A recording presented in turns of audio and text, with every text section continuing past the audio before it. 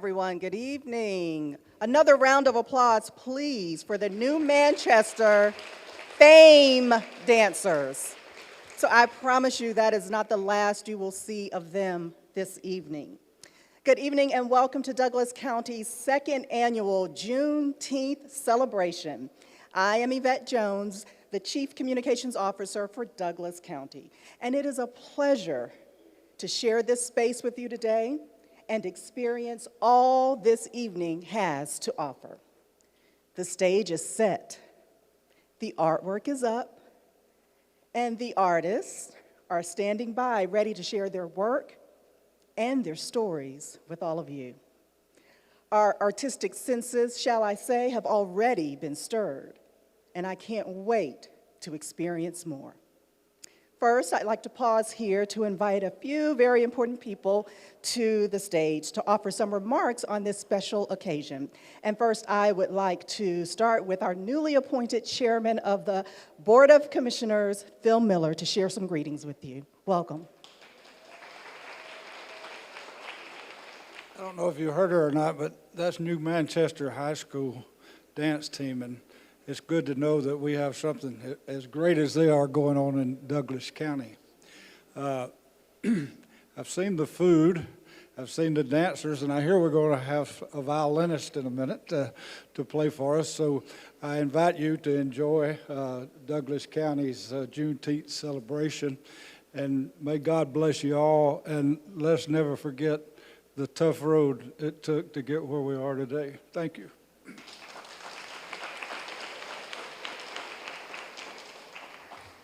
Thank you, Chairman Miller. And I see Vice Chairman in District 3, Commissioner Terenia Carthen is here. I would love to invite you to the microphone if you'd like to share a few words with our audience. This afternoon. This is our second annual Juneteenth celebration, and I think each year we're doing it bigger and better. As you can see, we started out with our New Manchester dance team, right, to give you some history and some culture, right?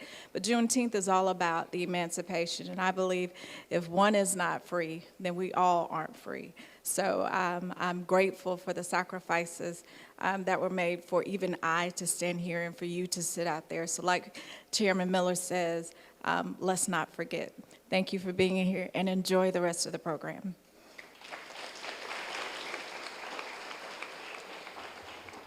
I would also like to acknowledge District 1 Commissioner Ricky Dobbs Jr., who is here in the audience. Would you like to share a few words as well? Thank you all for coming out first. It's just give me a great honor. I'm very grateful to actually be a part of a lot of these things, having been raised here in Douglas County, in Douglasville, and having the opportunity to come back and share these moments. I miss so many, so I'm just glad to see that we're actually going out and coming together and doing things like this to commemorate things of the past and never forgetting. So thank you all for coming out.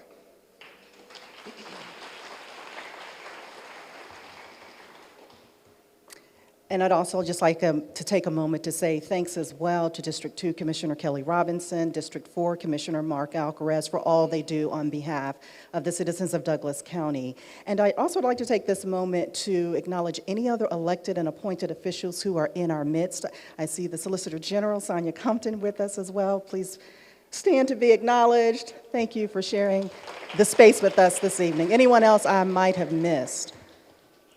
And I also would love to give a nod to our Chief of Staff, Assistant County Administrator Tiffany Stewart Stanley, who is here in the background, making sure everything runs smoothly on our behalf. Thank you. Well, as has already been stated, we come together this evening in celebration and also commemoration, paying ancestral homage to those whose sacrifice paved the way for generations to come. They endured the darkest of circumstances while simultaneously clinging to hope. Hope for a better day. Hope for freedom. Nelson Mandela once said, "For to be free is not to merely cast off one's chains, but to live in a way that respects and enhances the freedom of others." Each of the artists you will hear from this evening was asked to share a piece that speaks to their interpretation of freedom. Tonight, we celebrate African American artistry in all of its forms. May we all be uplifted and inspired by this artistic celebration of independence. So now we turn to a familiar song and its storied history. And this is the part where I say this is going to require some audience participation. Clear your throats. Lift Every Voice and Sing, also known as the Black National Anthem, was written at a crucial time in American history where segregationist laws were replacing slavery and African Americans were searching for an identity of their own. Author and activist James Weldon Johnson wrote the words as a poem, which his brother John Rosamond Johnson then set to music. In 1905, Booker T. Washington endorsed it, and in 1919, it became the official song of the NAACP. It is an omnipresent part of African American worship traditions and an enduring refrain for Black artists, communities, and institutions throughout history. The reach of Lift Every Voice and Sing continues to expand around the world and is even finding a space in many of today's mainstream forums alongside the Star-Spangled Banner. Now that we've learned a little bit about the rich musical and cultural history of this iconic hymn, let us all stand and sing all three verses together, accompanied by violinist Camille Brown. The text, if you need it, can be found at the back of your program.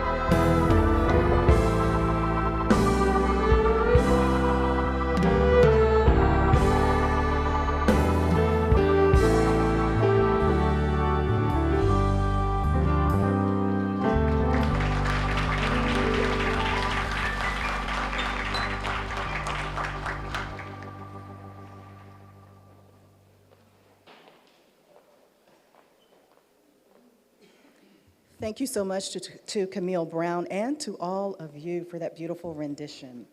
So now on to our artist presentations.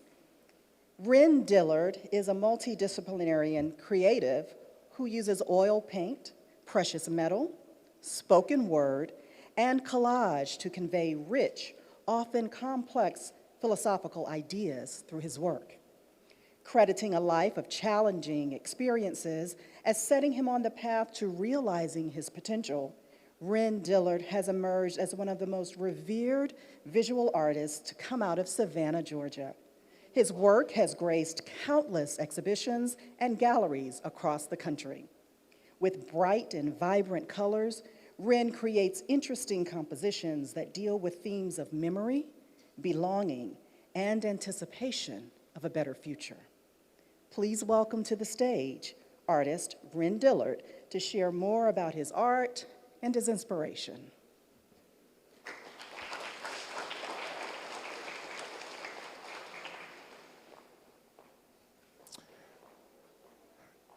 Hello, how's everybody doing? Yeah, again, my name is Ren Dillard. I am a visual artist, sort of a art advocate in general. And my work primarily is concerned with visions about what the future will look like. So there's a term that's kind of thrown around loosely. It's called Afrofuturism. I don't necessarily subscribe to that term Afrofuturism because I don't like titles like that. I'm an artist. But I do consider myself a futurist. And so this particular piece is it's really about the future. It's about when the next generation comes online and they actually come into their own and actually really define their own destiny, their own visions about who they are, as opposed to who they are told they are. And you'll notice in a lot of my pieces, they all have halos, and that sort of historically, in like ancient Renaissance paintings, you'll see people with that same halo, and it basically means that they are divine to an extent. And so usually when I depict my people on panels or on canvas, I'll give them that sort of divinity or that kind of that crown to symbolize that that we actually come from royalty, and not only that we come from royalty, but we're actually headed back to that. And it's really a process of kind of what we've gone through up until this point. You know, I think diamonds are really formed when there's a lot of pressure. There's an old saying that says that pressure can bust pipes or it can create diamonds. And so I think that all of the pressure that African Americans have been under since 1619 ultimately will lead to this point where we have this crystallization or this enlightenment, and that's primarily what my work is concerned with. Thank you. Yeah. We talked a little bit earlier about the fact that I might do a little bit of Q&A with you. You good with that still? So let's talk about what this means to you to be sharing your art with the community at large and helping people to experience what art is. Yeah. Well, being a futurist, there's this idea of something called predictive programming. So,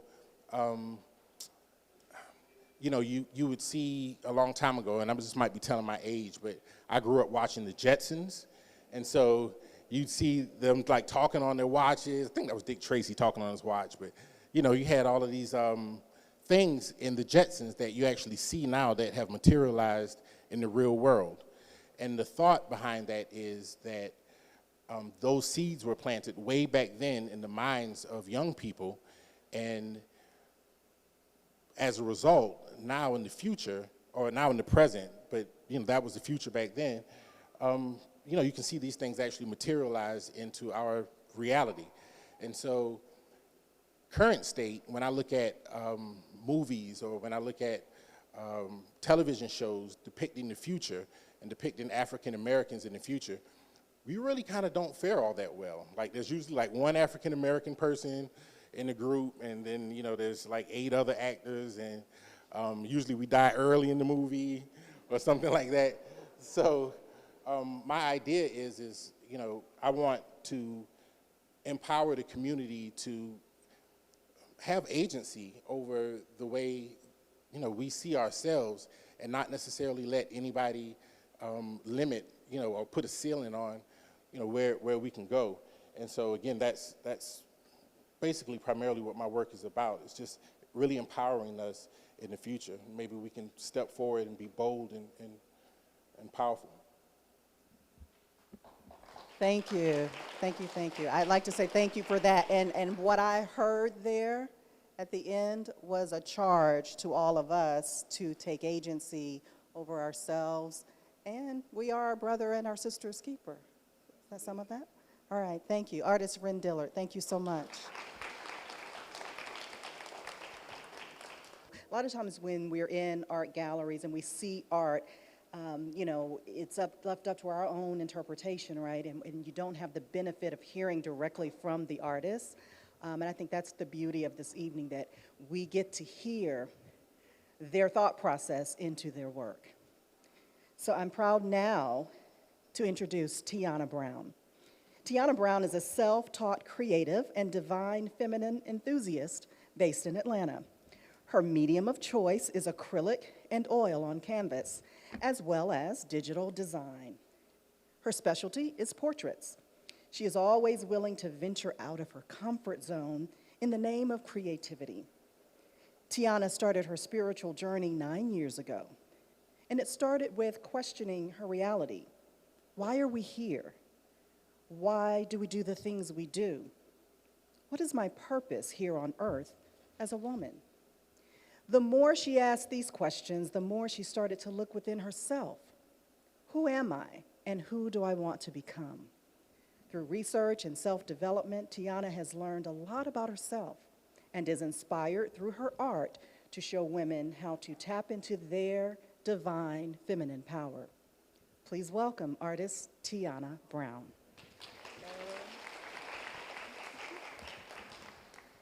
Thank you, Yvette, for that introduction. I had a whole speech plan, but okay, so my name is Tiana Brown.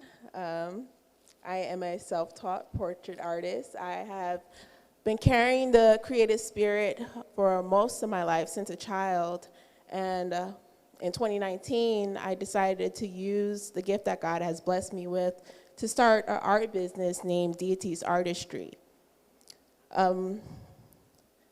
So I'm currently going through a period where I am heavily inspired by African spirituality, femininity, and beauty standards throughout the diaspora and how it has been affected by Eurocentrism.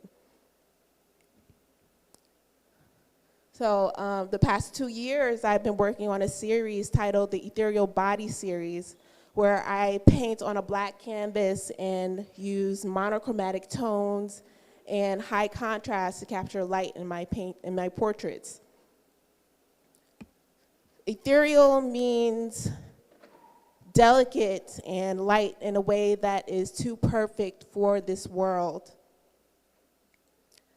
So blackness typically has a negative connotation. When we think of the shade black, we think of darkness, we think of unpredictability of the unknown, and we think of evil, opposed to whiteness, where it's often portrayed as purity, innocence, light, and a higher level of understanding.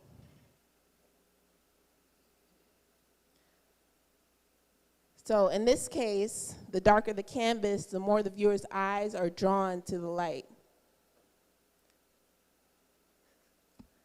So glowing eyes is a reoccurring theme in this series. and that's very much so intentional. So you hear that the eyes are the window to the soul, right? We hear that often. And I want you to imagine a prism refracting light into a spectrum of different colors. Okay, now our eyes were designed to do the same thing, right? And now I want you to imagine your body refracting the light of God into a spectrum of many different emotions and energies. So I was inspired by the women of the Datuga tribe. This piece is called The Healer, by the way. I was inspired by the women of the Datuga tribe, which is an ancient semi-nomadic tribe that still exists today in Tanzania. They have been migrating throughout different regions in Africa, and they still practice a lot of the same traditions, mostly because they chose to resist development. And you can identify them by these unique markings around their eyes and their stretched earlobes. And, scarification has been practiced by many indigenous tribes around the world for thousands of years, and it predates colonialism.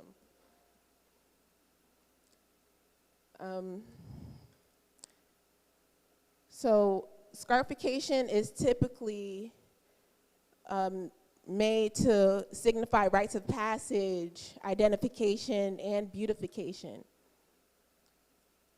There was a period of time where enslavers were often deterred from capturing tribesmen that had scarification, as they were considered damaged goods. So essentially, these markings protected us from enslavement, or protected the Tuga tribe from enslavement. So I found that to be very, it's very spiritually, intuitive, to see that we are often rejected when we have, tattoos or body modifications. It can be related to body art that we use to, as a symbol of beautification, identity, and spiritual development for a lot of people. I want the viewer to have a deep spiritual connection to our indigenous ancestors that have survived for thousands of years throughout the darkness of the unknown. I want the viewer to understand that the same light that protected our ancestors still exists within us today. There's a basic law of physics that says energy cannot be created or destroyed. It can only be transformed or transferred into a different form. And I want everyone to know that the same light exists within us today. I had the pleasure of meeting our next artist last week when he dropped by to begin displaying his work in our upstairs art gallery. It was an exciting sneak peek. I was inspired by his work, his mission, and his vision for the community at large to be uplifted by the work of all artists. Landon Prather is a contemporary artist who focuses on abstract, subconscious subjects, as well as spiritual and cultural empowerment. Through bold use of color and subtle images, his work aims to tell multi-layered stories that in time become unique to the viewer.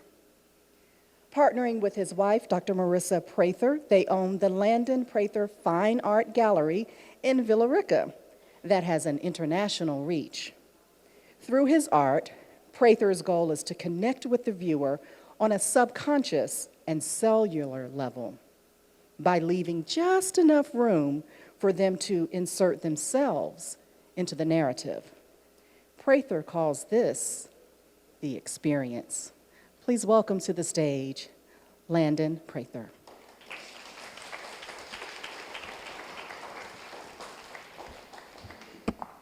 The experience. Thank you. Great introduction. So this piece is called Royal Ascension. And like she said, there are multiple layers to a lot of my work through the bold use of colors, but also I'm actually going to take you through this piece because we are a community and we are all actually connected. The goal with this piece was that at any point in time, no matter where you are in your life, you can see yourself on this painting. It's something to be lived with. Whether you're feeling down and ready to quit, the amount of soul that you still have on the soles of your feet, as represented by the gold, shows that there's still a hope for you. Whether you're saying, I can't take it anymore, there's someone right next to you who is just one step higher that says, I'm already starting to climb.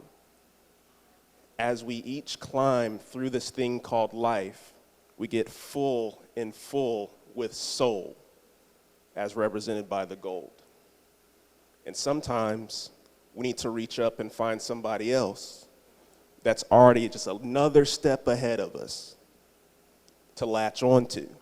But we also have to remember that we have to have our hands reaching down to other people to help them back up as well.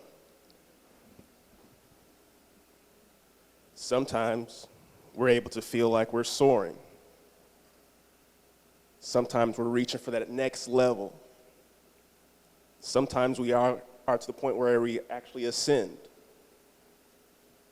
This royal ascension is for all of us. It's a community. It's something that never stops. Because as soon as you're right here, you could be right back here again. And we can't forget that. It's something that's timeless and something that all of us can feel. So when I do my work, I legitimately put my soul on the canvas. I saw this in a dream, and I got to work. Thank you.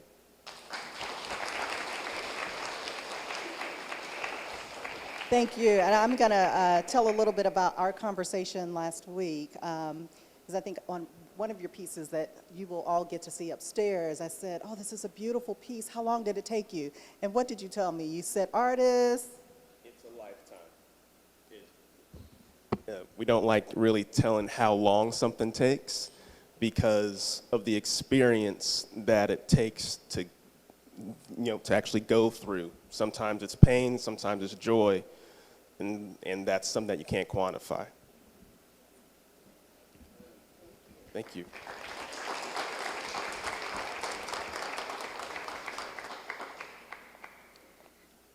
Wow, what did you guys think about the stories and the interpretations from our visual artists?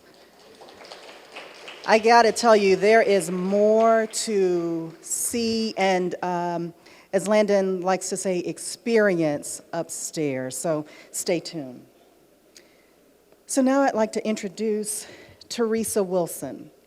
Teresa Jade Wilson is a graduate of the University of the Arts in Philadelphia, Pennsylvania, with a BFA in dance education.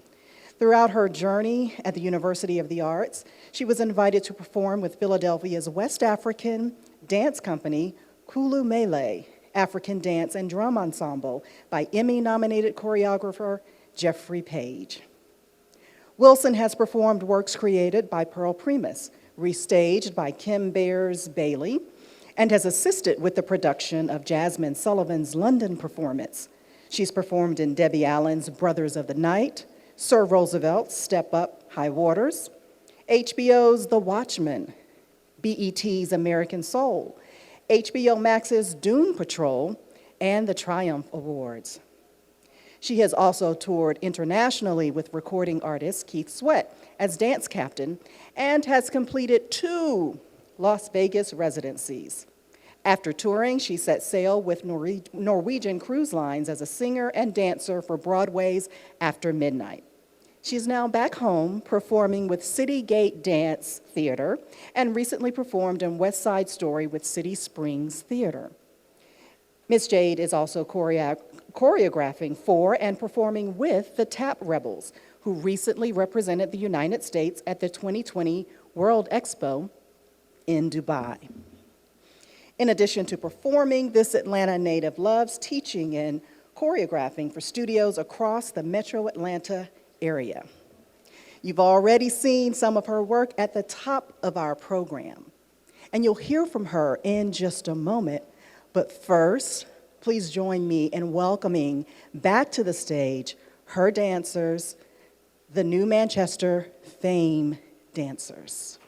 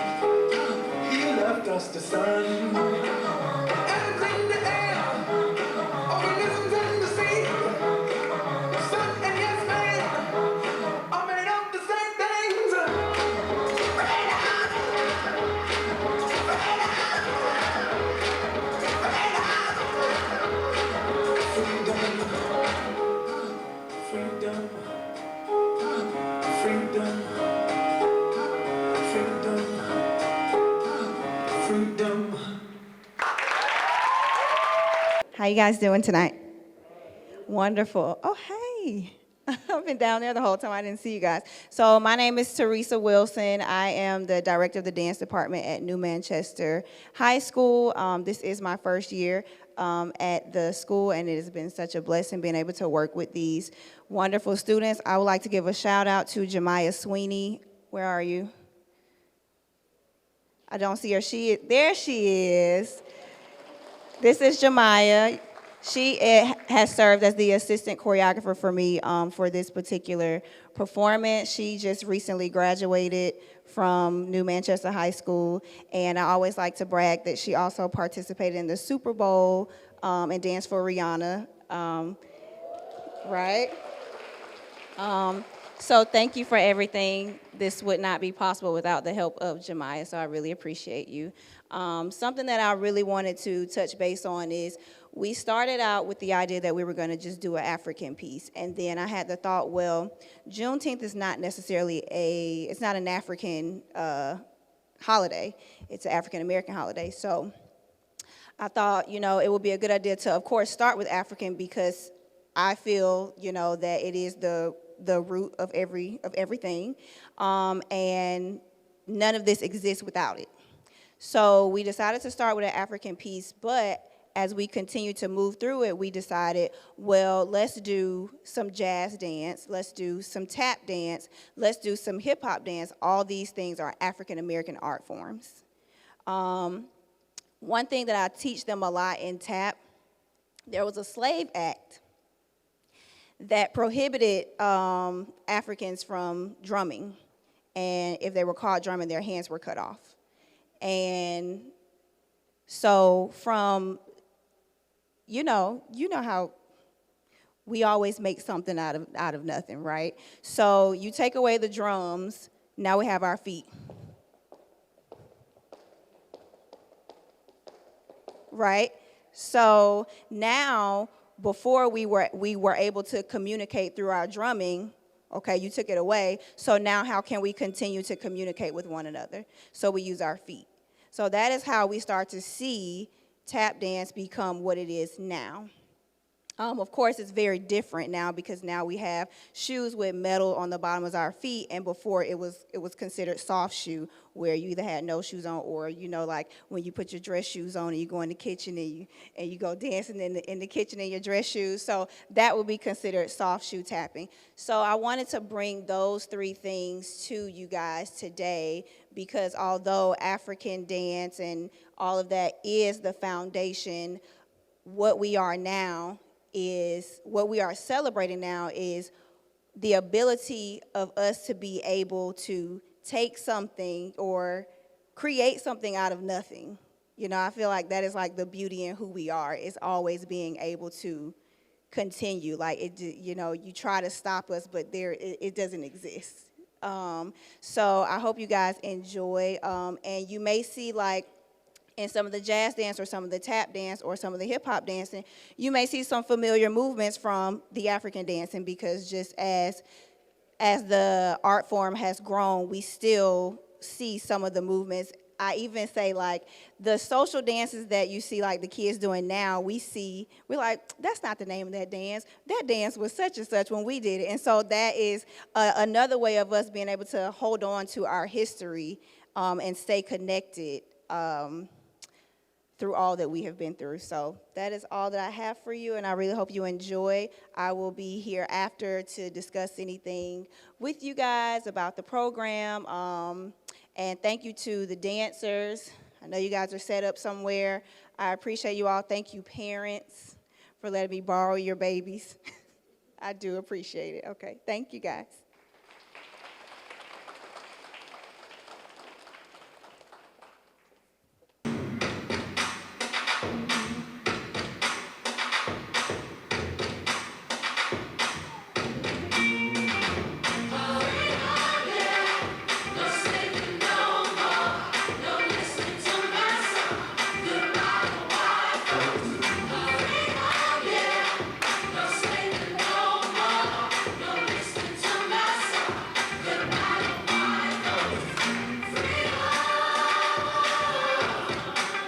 Talking about Juneteenth, it was a Columbia, but the 19th when it was told to us. It's time to vote for me to take part in this democracy. It's Juneteenth, we celebrate. Grab a blonde and miscegenate. Ooh, when you best something, I can finally whistle out a white woman. I start a business, I'm getting low. I'ma move to the birds and let me on. I'ma take a vacation and when I'm gone. Crosses on my lawn. He's free with a fire hole. When I get reparation, I'm an act fool. 40 inches and goes out the moon. In my 40 acres and a mule.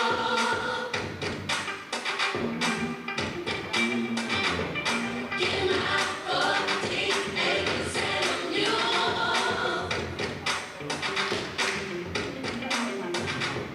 In my 40 acres and a mule.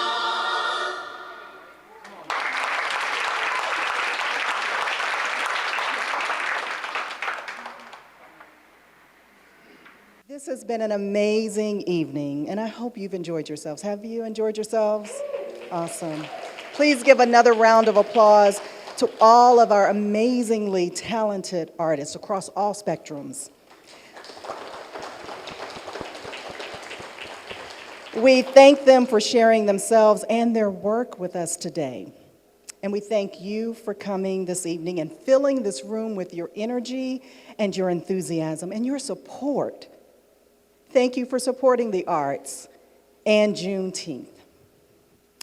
Thank you to our Board of Commissioners and County Administration for their support of this event and all of the programs and initiatives produced for the benefit of our Douglas County community. And I'd just like to pause here because someone slipped in, but I don't want you to go unnoticed. State Representative Kimberly Alexander, thank you for coming this evening. And would you share a brief hello with everyone? Thank you.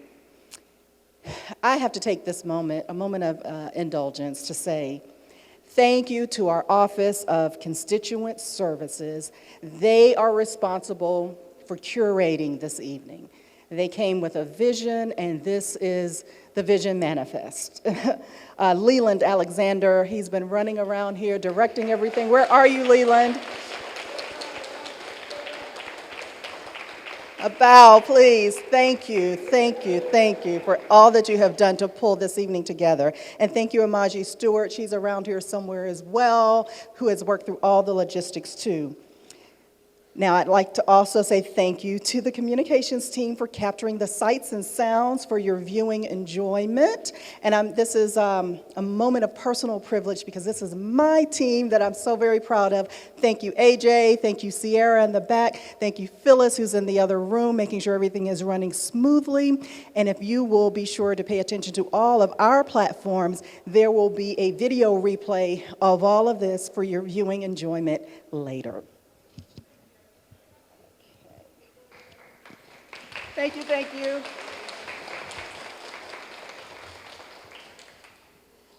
Now, if you'll indulge me with just a few final words before we retreat to the reception, I am going to ask Pastor Edwin Ford of Crossroads Church to come up and say a prayer. And then after that, we will close out with our dancers and ask you all to come upstairs to enjoy a little more art, food, and fellowship. Heavenly Father, we thank you for this opportunity to celebrate this Juneteenth celebration.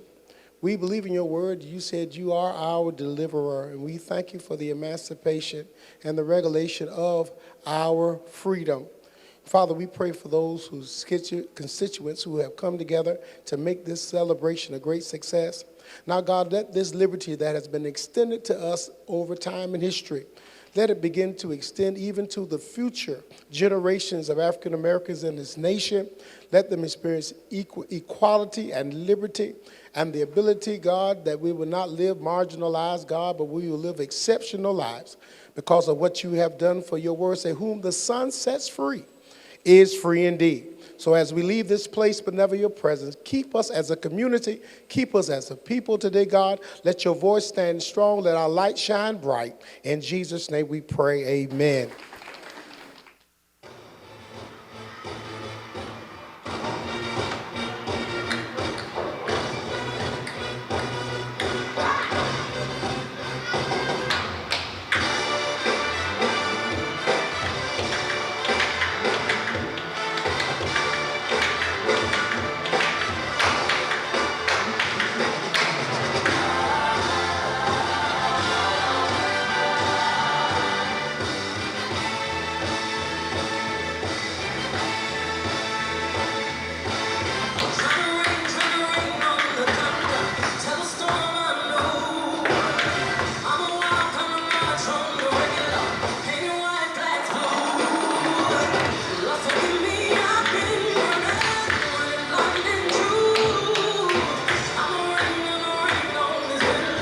Tell us sweet